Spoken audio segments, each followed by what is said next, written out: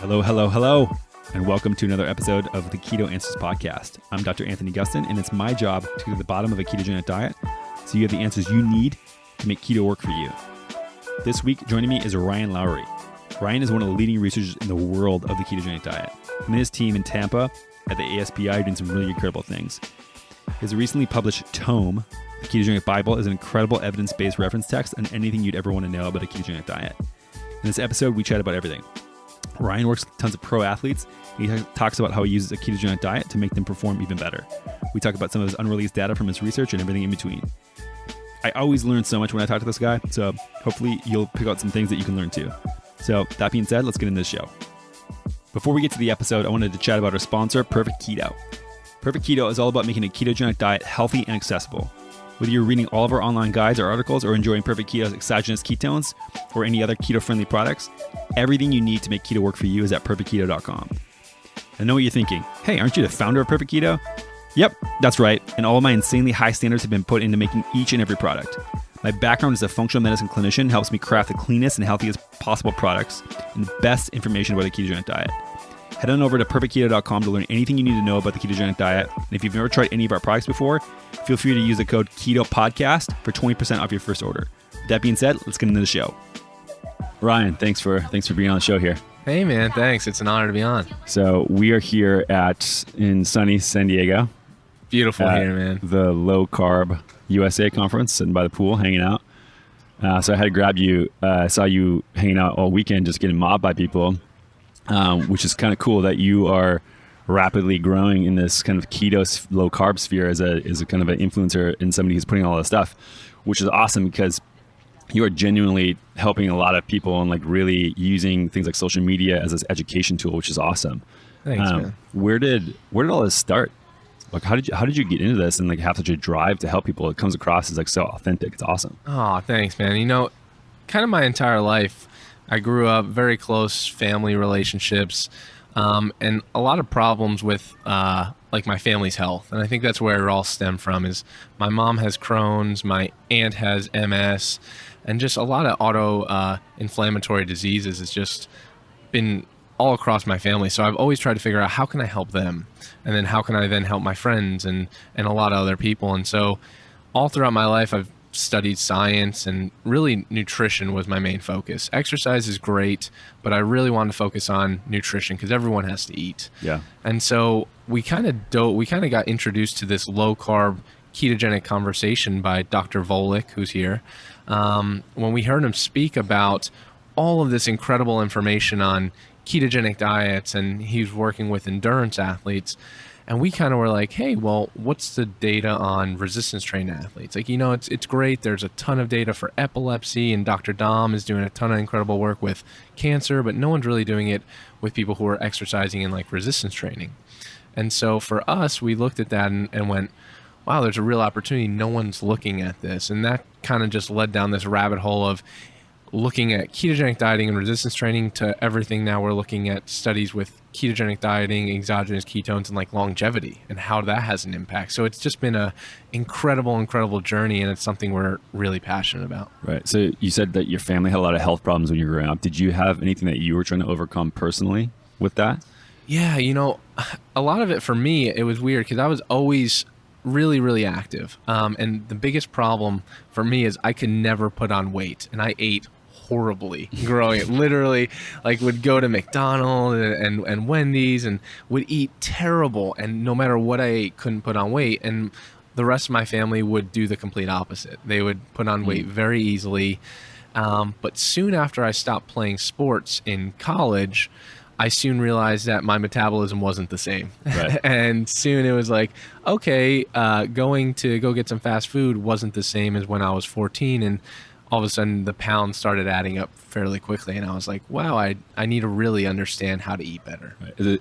So is that when you kind of had this epiphany about nutrition, or did you have that earlier on? Yeah, that's when I really started to take a focus and go, wow, okay, well, maybe my body can't tolerate 20-piece nugget and large fry anymore like it used to. And so how do I felt horrible cognitively.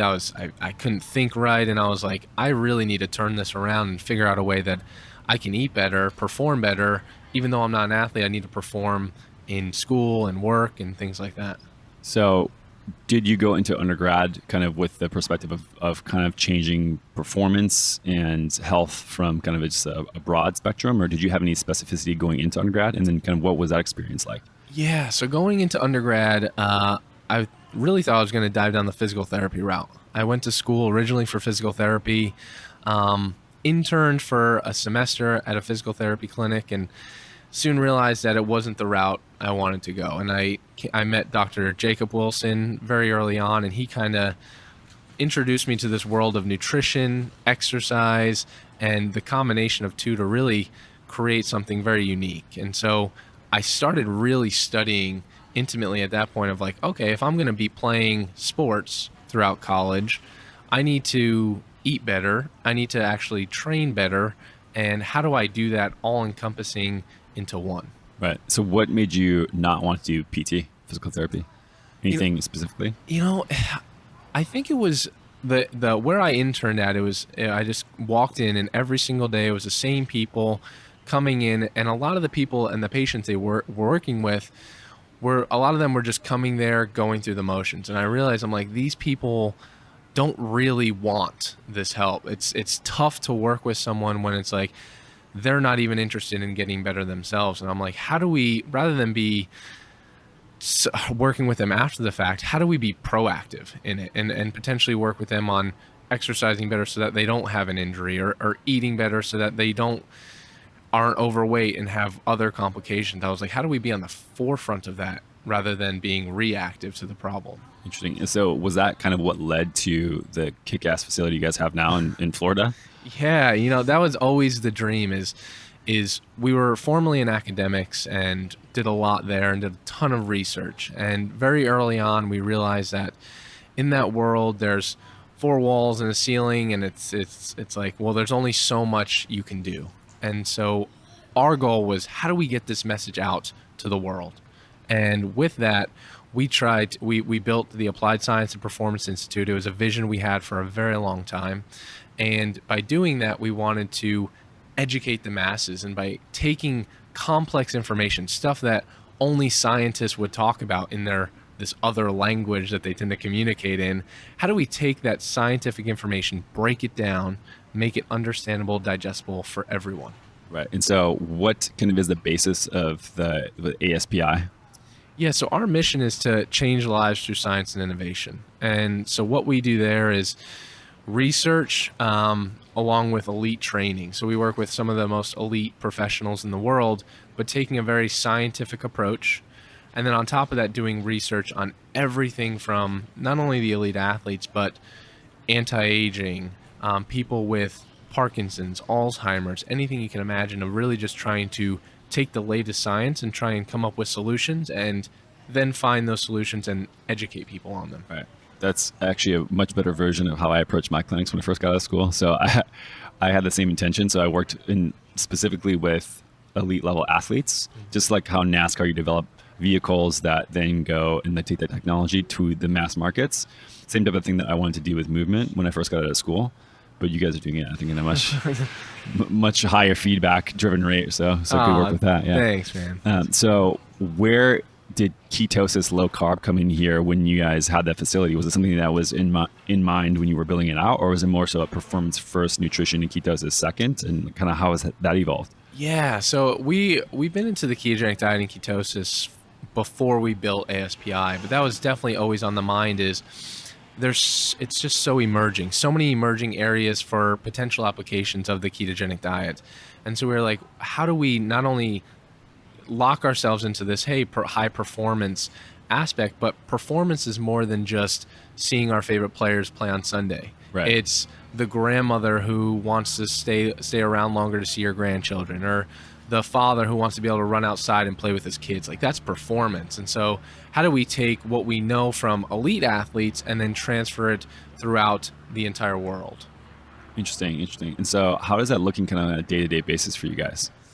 Yeah, it's busy. It depends on the time of year. It's a lot of times we'll have NFL athletes, NHL athletes, MLB athletes, all in the facility training, but at the same time, we always are constantly doing research, is whether it's animal research or human research, we're always trying to find, okay, what's new, what's innovative, and how can we kind of bridge the gap between the science and the innovation and allow people to take what we're finding every single day in the lab and understand it rather than talk over their heads or talk in these complex terms. How can we take that finding and make sure that someone can then take it and apply it themselves? Okay. So are you focusing more on a ketogenic diet and nutrition or more on performance, or kind of just always a hybrid of the two things? Yeah, a lot of hybrid, kind of personalized to what the athlete or the individual needs. A lot of our athletes aren't necessarily on a ketogenic diet, but a lot of the research we do centers around ketogenic diets, and we're educating more and more on that. And a real big focus of ours right now,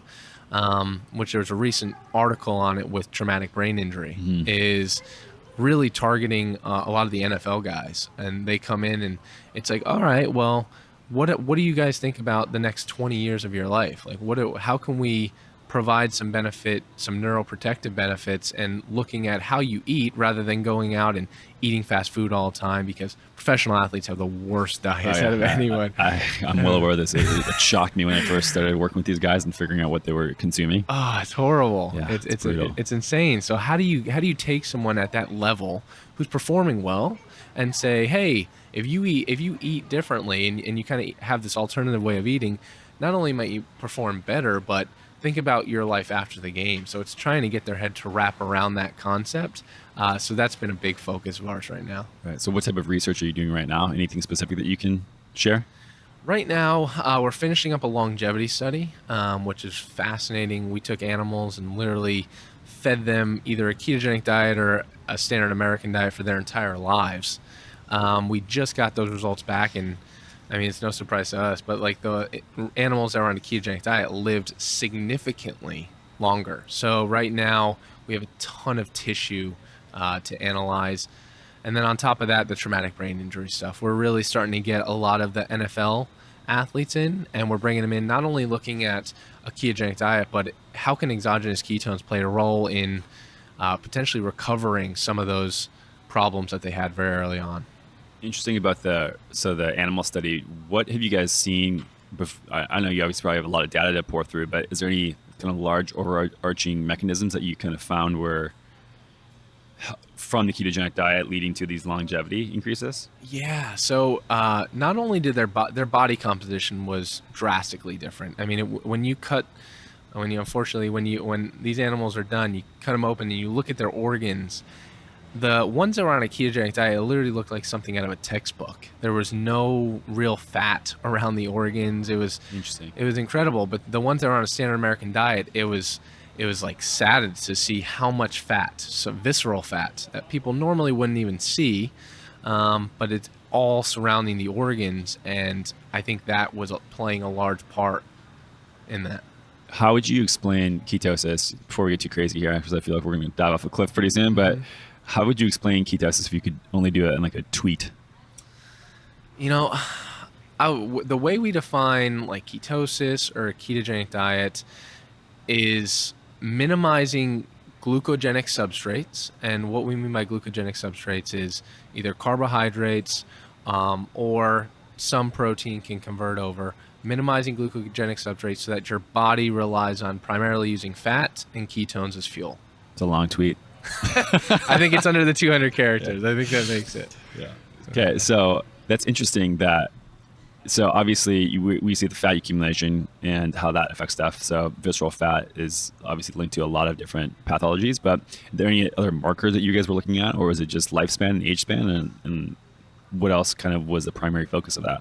Yeah, so tons of different tissue analysis looking at what genes are upregulated, what things are activated versus not. I mean, we know that ketones themselves are HDAC inhibitors and can have profound effects on signaling. So what does that signaling do when you literally feed someone that their entire lives? So we're trying to uncover some of that. Okay, so with people who aren't familiar with HDAC inhibition and kind of histone modulation, what Can you explain kind of what that is and what that means? Yeah. So as we age, there's these things called histones that, the way I like to explain it, it's kind of like a wheel. And over time, these histones come and attach themselves to the wheel, and it slows it down. And that wheel is part of like our mitochondrial function. And our mitochondria is the powerhouse of what really powers our cells and everything that's going on in the body.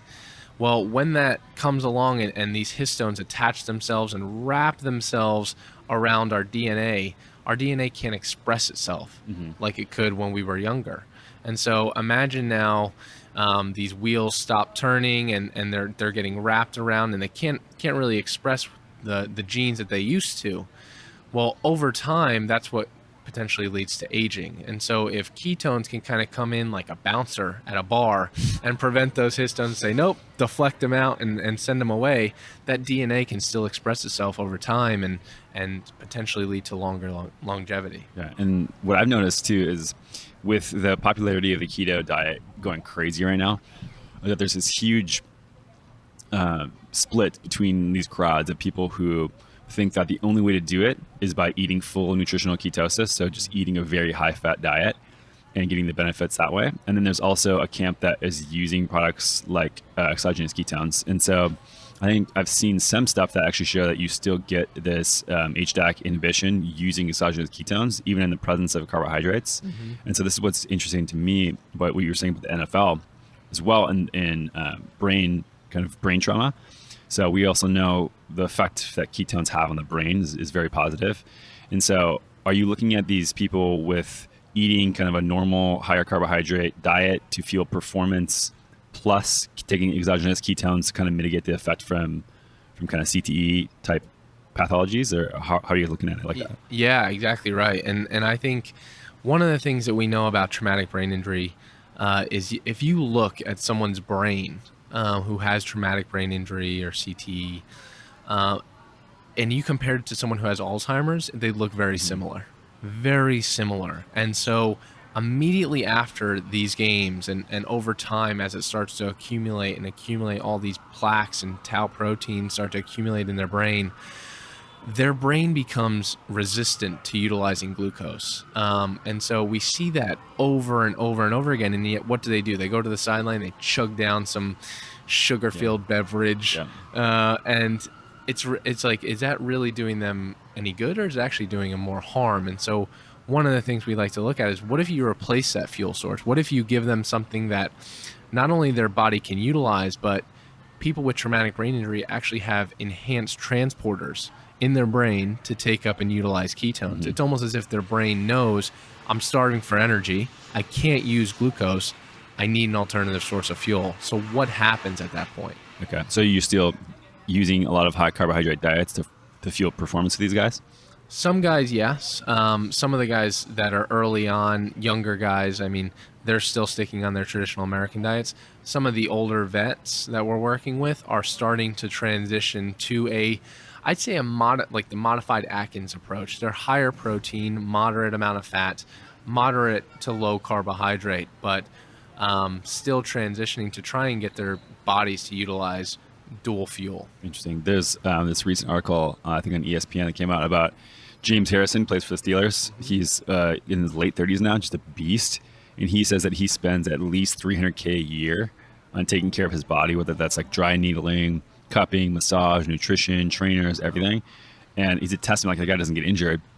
And people at his position, so he's a pretty big defensive player. And so like you don't make it in your late 30s unless you're taking care of yourself. And so like he invests that much minimum per year is what he said. Like he's trying to get all his young people on the Steelers on this bandwagon, which I find fascinating. That's huge. That's huge. And Tom Brady's the same way. Yeah, he's obsessed, right? Same way. Just avoiding nightshades. I think he goes as far as like just removing everything like that. Yeah. So he's pretty deep into it. So the split between only getting benefits from nutritional ketosis versus exogenous ketones, there's almost this fear that I think people have. I get this question a lot as well. Are you like, is it dangerous to have carbohydrates and exogenous ketones at the same time? Like, or what's going to happen? Am I going to gain fat? So how would you think about this in terms of kind of like how it works in the body? It's a great question. A lot of people ask that question is what happens when you have this dual fuel kind of concept? what we see and kind of my thought process on this is I think the brain and the heart do a very good job at taking up and utilize ketones no matter what, when they're present. I think even in the presence of carbohydrates, those two, the brain and the heart, will take them up and utilize them. One of the things that we know is that ketones themselves lower blood glucose levels. So if there's anything, ketones can actually potentially enhance insulin sensitivity. So I don't necessarily think there would be an adverse effect. And in fact, some of our colleagues, Dr. Richard Veach out of the UK and his partner, Kieran Clark, they've done some research where they've given both carbohydrates and exogenous ketones at the same time and for performance. And what you see in that regard is preservation of muscle glycogen. So you preserve your muscle glycogen levels, and you're using these ketones as fuel very rapidly to power performance. Did they look at tissue specificity to see kind of where the uptake of ketones versus glucose was? They didn't. They didn't do a tracer to look at that. But when they took muscle biopsies, they found that glycogen levels were the same. Interesting. Yeah. So, what is your kind of approach with people that you're working with? Do you administer exogenous ketones for some of these benefits while they're having a moderate to higher carb diet, or do you like to lean mostly towards a nutritional ketosis, or do you think that there's room for kind of a little bit of everything depending on the goal? Exactly. I think it all depends on the goal. It always comes down to what's the outcome, and then how can we apply something. I mean, if someone's trying to lose weight or do something therapeutically, I always say, let's address the root. Let's address the root first, which is diet. Let's get your diet in check, and then on top of that, we can start adding in exogenous ketones and various supplements. Okay. So, how do you bridge people and introduce them to a ketogenic diet? Typically, if they're coming from kind of a standard American. Yeah, that's really good. So I think the first step is getting them to understand and teaching them to lower carbohydrate intake. A lot of people say, hey, let's just jump all in. And sometimes people get overwhelmed. They'll do it for like 1, 2, or 3 days, and then they're like, I feel horrible, I'm out. And it's like, well, let's kind of get you into this. Let's teach you how to eat right. And so let's go through it. So we educate very heavily on looking at nutritional labels and going, hey, let's understand that just because it's whole grain bread doesn't mean it's much different from the white bread. So bread's out. So it's like, oh, okay, now I get it. Or right. Hey, here's how many carbohydrates are in bananas. Because a lot of people go, oh, well, I can have fruit, right? I can have all this stuff on it. And so getting them to understand what foods have carbohydrates and sugar in them, lowering that, and then it's a lot easier transition into the ketogenic diet. Okay. What do you think the biggest mistakes people are making on a ketogenic diet are? First and foremost, I think a lot of people don't really tracking carbohydrate intake. I think they let it creep up too high. A lot of people are afraid. I'm not so worried about people eating higher amounts of protein. I think unless you come from like the bodybuilding fitness world, those are the type of people who are going to eat copious amounts of protein.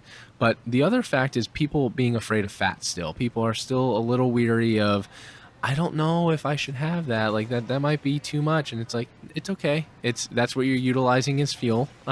Eat it. And so those are the two things. Is some people, when they jump in, they'll go low carb, low fat, high protein, and they'll forget, like, no, okay, let's keep the protein moderate, and you can use fat as fuel. Interesting. What is your thought process around kind of the quality sources of fat and how people are approaching a ketogenic diet, how that's important? Yeah, it's very important. The sources of fat matter, and I think teaching them a lot about foods that contain high amounts of MCTs. I'm a big fan of MCTs and how they can convert over to ketones very rapidly. But with that, people are still afraid of saturated fat. But actually, Dr. Jeff Volek's research showed that it's actually beneficial to have a combination of like monounsaturated fatty acids and saturated fats to get a high quality, like a well-formulated ketogenic diet. So if people are looking for the high quality fats and ones that contain naturally high amounts of MCTs, where would you point them as far as actual food sources? I mean, contrary to the American Heart Association, I'm a big fan of coconut oil. It's crazy. It's crazy, but huge fan of coconut oil. I like all different kinds of meat. Dairy is something that's interesting. Heavy creams high in MCTs, but what we find is that I'm not opposed to dairy, but people that tend to struggle after time on a ketogenic diet, I tend to say, hey, let's look at your dairy intake. Maybe you're eating too much cheese per day. So how can we maybe eliminate or cut back on some of that? Right. What I've seen clinically is that dairy is a very individual thing. So some people have no problem with it, but other people it just completely ruins their kind of nutritional profile and skyrockets their lipid panel, and like everything goes out of whack as soon as they start eating dairy. It's interesting. What are your thoughts on kind of a long-term ketogenic diet, 2, 3, 4 years? Is it something that people should be in long-term in your opinion, or should people kind of just eat whatever's available to a certain extent? Like, what is your thought process there? Yeah, I mean, we talked about it earlier. I think it's about the ketogenic lifestyle, like, or at least a lower carb lifestyle. And I really think that people look at the word diet and think, oh, immediate, short term, cool. I'm going to diet for 3 weeks, get ready for shred for the wed, and then and then blow back out. And so it's like, well, no, this is a lifestyle, and I really think making it work for someone's life is what truly matters. That's where compliance comes into it. And so finding ways to not make it, hey, I need to be so strict, and you're out at a family function and you're like, no, I'm not going to eat anything. That's not making it a lifestyle. So Right. How do you make alternatives? How do you have a day where maybe you have a huge protein up and you hit the Brazilian steakhouse down the road, and that's completely fine. And making it work for people and letting them understand, just because you had a day where you had maybe a way more protein or you had a little bit more carbohydrates, it's not the end of the world. Right. Yeah, more of the sustainability, I think, is the most important part.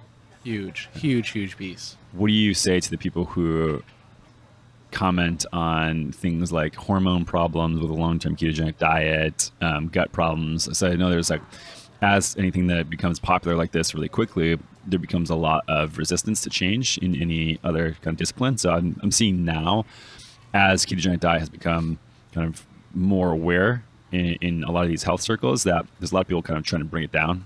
So what are your responses to that? Yeah, I actually think we saw in our 12-week study that actually improved hormonal profiles. So I think as long as someone's keeping it in check, I don't think there would be any adverse effects. And so as far as gut health, there's so much to learn with long term. But if you actually think about it, one of the most powerful things for the gut is butyrate, right? Our gut makes butyrate itself, and it's actually a powerful thing for a ton of different things. Part of a ketogenic diet is the production of beta hydroxybutyrate. And so there's some thought there that if you're these ketones, beta hydroxybutyrate, you're getting an ample amount of butyrate, which can fuel and kind of help gut health. So yeah, it's a really interesting topic, and we definitely need more research in that area. Yeah, one of the things that I've noticed about hormone production and problems with ketosis is not necessarily being on a ketogenic diet, but it's such an appetite regulation that some people eat so few calories and such little food that's what actually causes a lot of the hormonal problems, especially in women. Interesting. Yeah, so like the combination of not being comfortable with eating a ton of fat, and then also the satiating effects of a ketogenic diet, I think a lot of times leads to those, especially thyroid problems in women, is what I've seen. Definitely. Yeah. That makes complete sense. And then as far as gut kind of microbiome, what we traditionally study as a well-populated microbiome is from people who have eating a lot of carbohydrates. And so if we're looking at a population that eats carbohydrates and compare it to someone who eats a ketogenic diet, of course it's going to be different, but that does not mean that it's wrong or bad. Not at all. So you just have different bacteria that thrive on metabolizing and eating fat, essentially, versus ones that thrive on carbohydrate. Exactly.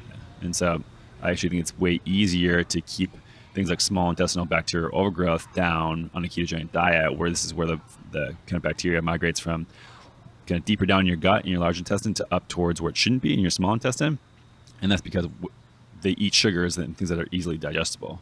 Whereas, even some of the carbs that people get on a ketogenic diet can be of soluble fiber, which then leads to things like butyrate and short chain fatty acids and stuff like that. So, No, it's absolutely right. So that's so ketogenic diet is obviously a huge focus of yours, and obviously you're blending it with performance. What are the types of things that are going into that now that you guys are kind of having aha moments on, that people maybe aren't applying on a day-to-day basis with either training or performance? Yeah, so the first thing that was an aha moment for us was you can actually perform extremely well on a ketogenic diet. And we get a lot of heat for a lot of the research we do, but because we're showing things that a lot of people thought were never possible, but no one's ever studied them or explored them. And so we're willing to take that risk and go, hey, we want to look at a well-formulated ketogenic diet and see, can you perform? And now there's multiple studies coming out showing that performance can happen, and it can happen well on a ketogenic diet. Interesting. So what type of performance indicators are you looking at? Everything from strength and power to like one of our colleagues who's here, Rachel Gregory, she did a study on CrossFit athletes. So they did a whole like WOD, a workout a day, and found that both groups improved to the same extent. Those who were on a ketogenic diet, once they were fully adapted, were able to perform just as well as those who were eating a standard American, like carbohydrate-rich diet. Interesting. Do you have anything that you've seen that isn't a good fit with ketosis or ketogenic diet? Yeah, so one of the studies we did was on a cyclical ketogenic diet. Okay. So people who just were new to the diet, and Monday through Friday they went keto, Saturday and Sunday they went back to normal carbohydrate diet. And what we found was that after a while, they were actually starting to lose muscle mass, and they didn't lose really any fat mass. And part of that reason that we think is that if you look at, they were never truly keto adapted, and their they were fluctuating on this roller coaster between like, hey, I have glucose present all the time, and then it was like, now I'm starting to get back into ketosis, and they were only ever quote unquote in ketosis like Thursday and Friday, and then they'd go back and eat carbohydrates. So that roller coaster of extreme carbohydrate uptake and eating a lot of carbohydrates on the weekends doesn't seem to be a great fit for most people. Mm-hmm. So you think getting into it and staying into it is much more impactful? Yeah, and I think there's so much to learn on the cyclical kind of approach. We did a 2-day extreme carb up, and they weren't resistance training. Now, could that be completely different if you were to take someone and on their leg day, they had a carb up? Absolutely, it could be completely different, and they could be completely fine. So I think there's still a lot to learn. How targeted ketogenic diet comes into play. So can you get away with having more carbohydrates around your workout and just staying in a ketogenic for all 7 days of the week? That's a whole nother area to look at as well. So we're just learning and just starting a lot of this stuff, but it's fascinating. So what have you looked at as far as hypertrophy and ketogenic diet? So building muscle tissue. Yeah. So we in our 12-week study, we looked at DEXA-determined, which is the gold standard for looking at body composition, lean body mass. And what we found was that those who are on a ketogenic diet were able to gain just as much muscle and lose significantly more fat than those who are eating their regular diet that was filled with carbohydrates. So we see that once someone's adapted, they're able to gain just as much muscle and lose a little bit more fat. This is one of the biggest things that people, I think, are clawing onto. It's like, it's impossible to build muscle on a ketogenic diet. No. Because you need carbohydrates to stimulate insulin storage mechanism into muscle tissues and this whole thing, right? And so what we actually found, which is interesting, is ketones themselves can stimulate muscle protein synthesis. On top of that, if you look at beta-hydroxybutyrates with a primary ketone body, it actually spares the breakdown of leucine. And leucine is one of the most important amino acids for building and triggering muscle growth. So by sparing the breakdown of leucine, potentially you're extending that window even longer than someone who is on a standard American diet. So there's definitely potential for building muscle. It's just understanding those mechanisms. So what is the mechanism behind ketones driving protein synthesis in muscle tissue? You know, it's a great question. I don't even think we know directly on how they're having that effect. If they're directly acting on mTOR or having some type of signaling effect, it could be that when given with a bolus of protein or branched chain amino acids, that rather than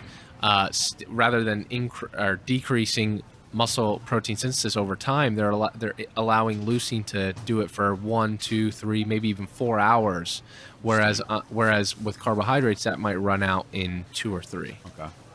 So how do you take all this stuff that you've learned in the lab and apply it to kind of your day-to-day? So what does your day-to-day nutrition look like, for instance? I play around with it all the time. I talk about it a lot, but the first time I did a ketogenic diet, I did it horribly. Like, it was the biggest fail I ever tried, because I was like, cool, I found this recipe for something called keto mousse. It was heavy cream, unsweetened dark chocolate, and protein powder. And I literally Dom stuff. yeah. Yep. And I literally just ate this like 5 times a day. And I was like, man, after 2 weeks, I was like, I feel horrible. Like, all I'm eating is heavy cream and protein, and this is terrible. But I play around with stuff all the time. Right now, I mean, I'm incorporating in a lot of intermittent fasting, and I'm playing around with intermittent fasting techniques of utilizing MCTs or utilizing exogenous ketones, and how I feel with each of those, and can I extend that intermittent fasting period longer by incorporating those in. So that's one of the things I just play around with different things, test it on myself before we then go and test it on a ton of different subjects. Okay. So what are the actual meals that you're eating look like as far as food sources? Yeah, so I usually eat my first meal early afternoon, and I'm a huge salad guy, so I love Cobb salads. So usually every day for lunch, I usually hit a Cobb salad. 1, because it adds volume. 2, it adds a ton of fiber, and you can easily add fat sources in there, like bacon, eggs, blue cheese.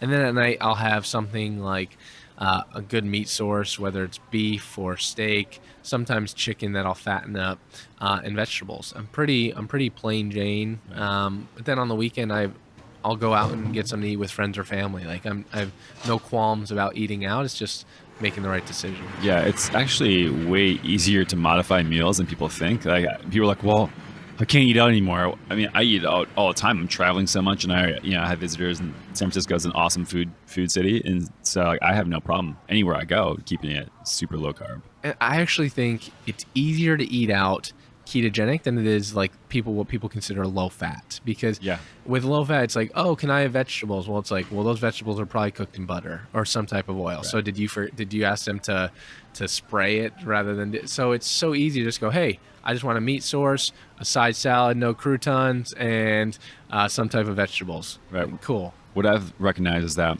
carbohydrates are like a fat delivery system typically, or like that's where the flavor, like it's just something to eat the actual thing you want on. So like if it's pasta, what you really want is a sauce and the meat. If it's like a taco, you really want the meat inside and the vegetables inside, right? Exactly. If it's like a piece of bread, you don't want the bread, you want the stuff in between the bread. It's like, why not just eat that?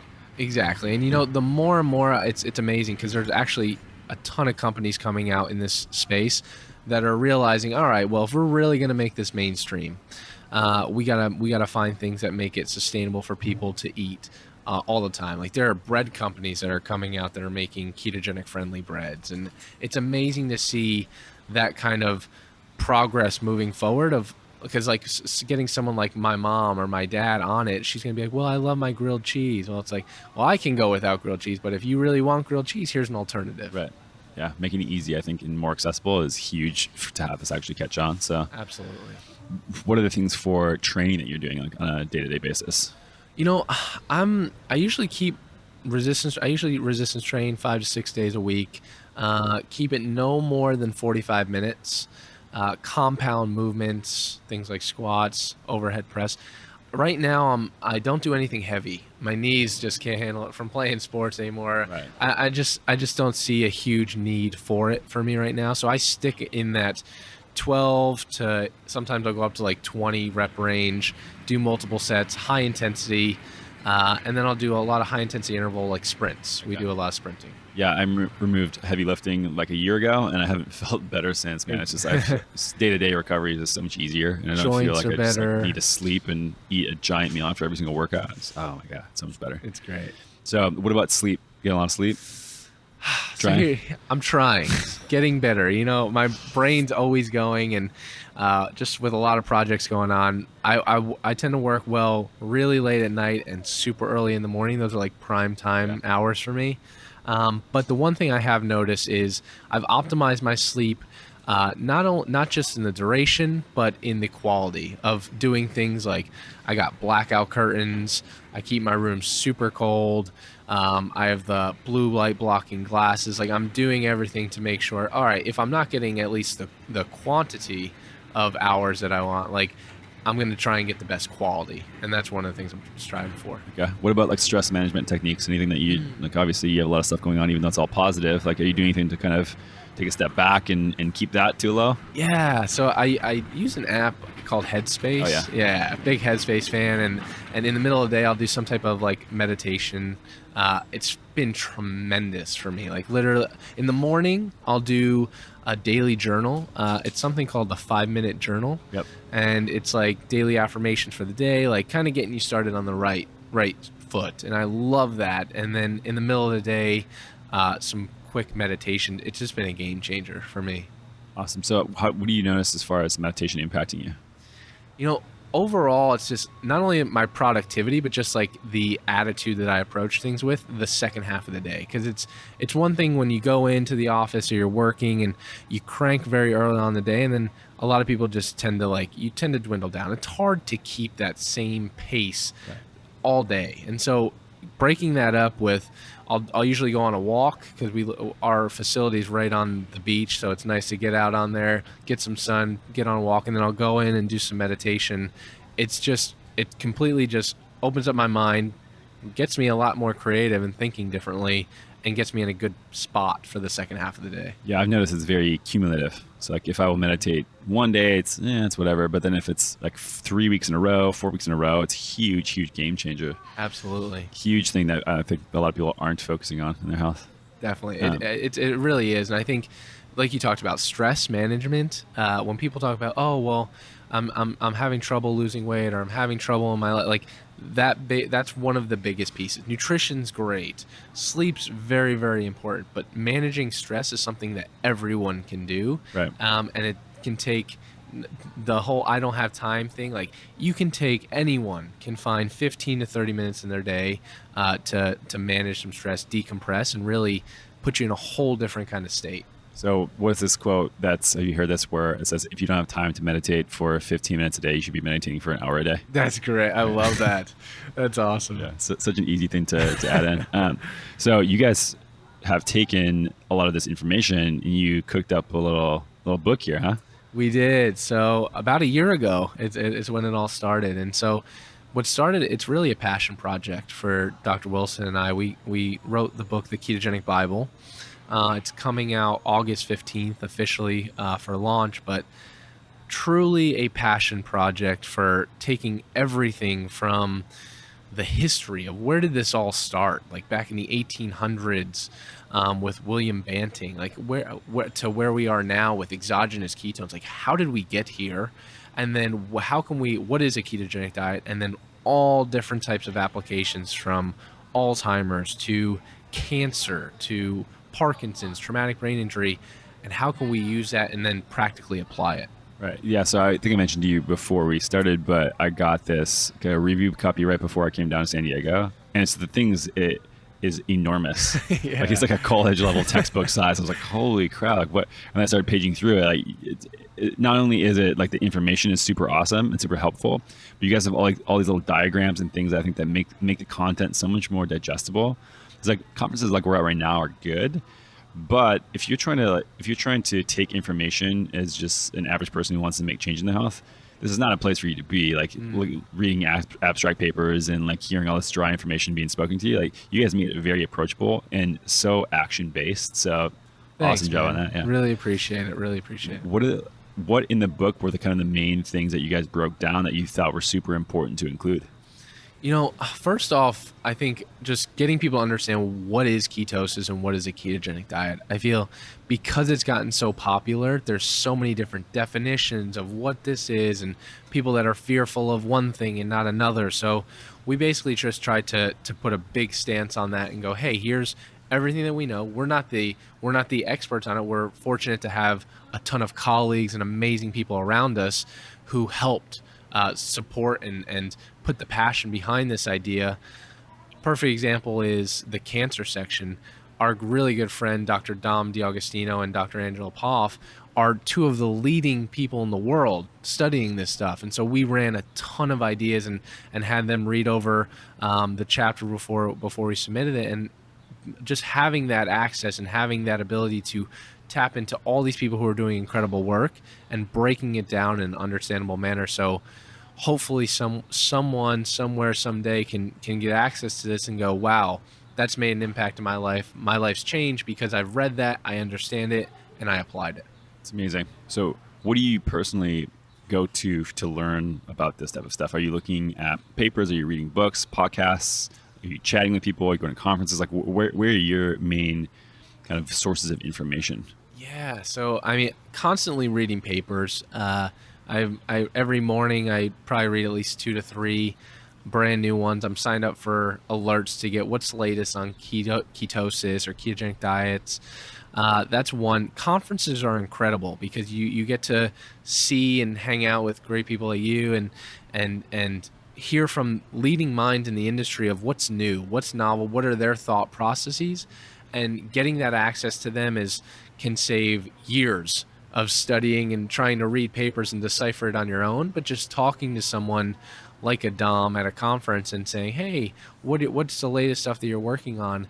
It's mind-blowing to figure out what are they working on, what are they doing, and then getting that information and being able to disseminate it to other people is what it's all about. Yeah, one of the things that I appreciate a lot about the ketogenic diet community versus kind of like the paleo community that has come and is almost tapering off at this point is that the focus on the evidence and the science is so much more in depth and foundational than a paleo diet was more kind of an ideology, if you want to call it that, where the ketogenic diet is such a measurable state of metabolism that people are really focusing on all these different parameters, how it actually affects the body, which I think is super fascinating.